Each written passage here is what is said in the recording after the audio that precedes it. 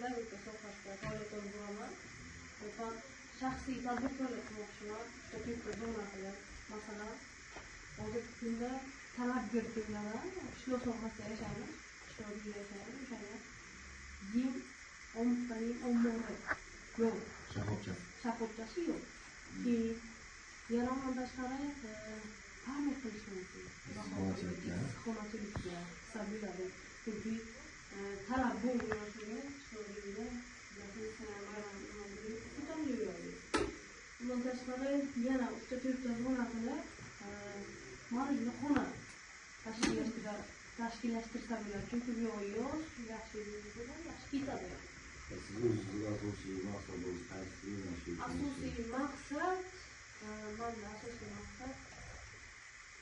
mana o'zim bizning ishlar tayyorlari uchun prezidentning qarori bo'yicha masalan ta'minotlar, issiqxona, masalan, ishlab chiqarish, xizmat ko'rsatish, tutuvchilik, keyin pishirish, qaysi bir yo'nalish olmoqchisiz?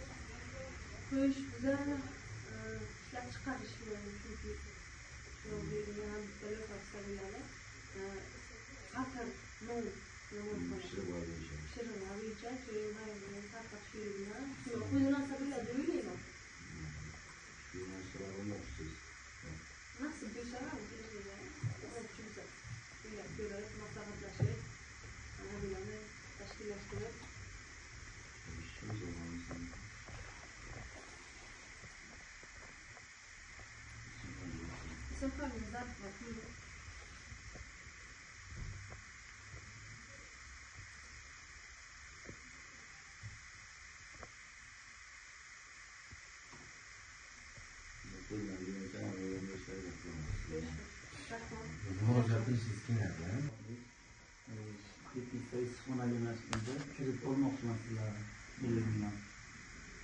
yo'nalish maqsadim bor.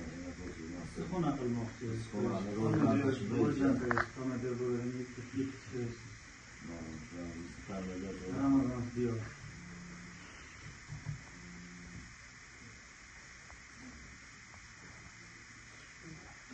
Aslında istifade ediyorum. Size ama diyorum bir anlamda şirket mesela ise şu mahallede varsa iş var oradan düşsün 50 bin tutacak mısınız?